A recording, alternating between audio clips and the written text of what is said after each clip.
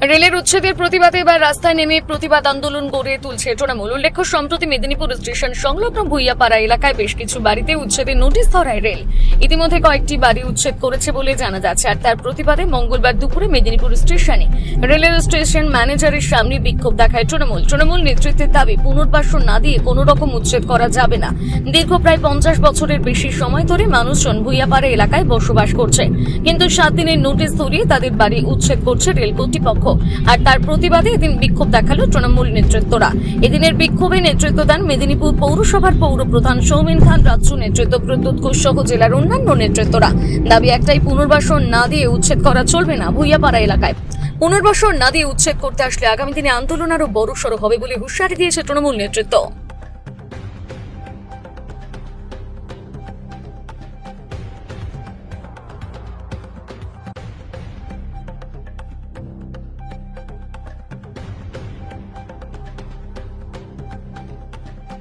কোনো মানুষের ক্ষতি করে কোনো উন্নয়ন করার আগে তাদের পুনর্বাসন দিতে হবে।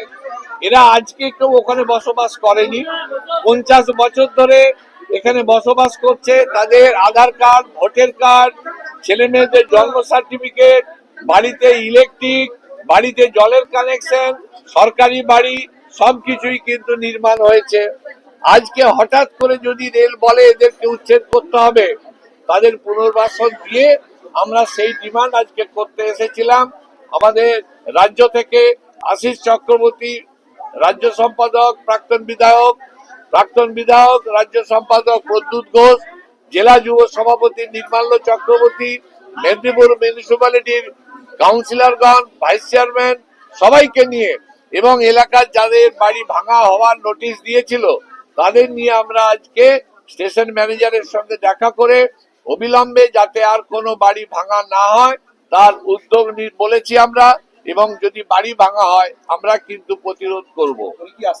উনি আশ্বাস দিয়েছেন আমাদের ডিমান্ড গুলো ওদের হায়ার অথরিটিকে পাঠিয়ে দেবে, তারপরে আমরা আমাদের আন্দোলন ঠিক করব। আমরা আজকে প্রথম ধাপে আমরা এখানে ডেপুটেশন দিয়ে আমাদের ডিমান্ড, যেহেতু এই নাগরিকরা মেদিনীপুর পৌরসভার অধীনে, তারা আমাদেরকে মেমোরেন্ডাম দিয়েছেন যে আমাদের পাশে দাঁড়ানোর জন্য।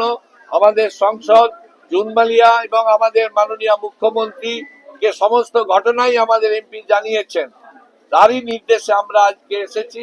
আমরা ডেমনস্ট্রেশন, বিক্ষোভ, প্রতিবাদ করে গেলাম। সামনের দিনে রেল যদি ভাঙতে যায় আমাদের বৃহত্তর আন্দোলন গড়ে তোলা হবে। রেলের পক্ষ থেকে ওদেরকে জমি দেওয়া হয়েছিল, রেলের পক্ষ থেকে সেটা আমাদের জানা নেই, রেল কি দিয়েছিল কোথাও সেটা আমাদের জানা নেই, রেলমন্ত্রী ছিলেন সেই সময়, সেটা আমাদের জানা নেই। যদি দিয়ে থাকে তাহলে নিশ্চয়ই সেটা দেখা হবে।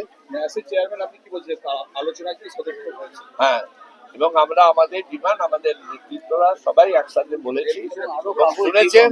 আমরা চাইবো যে এই মানুষগুলোকে তাদের পুনর্বাসন দিয়ে তাদের উন্নয়ন হোক। আমাদের নেত্রীও চান, আমাদের এমপিও চান, আমরাও চাই।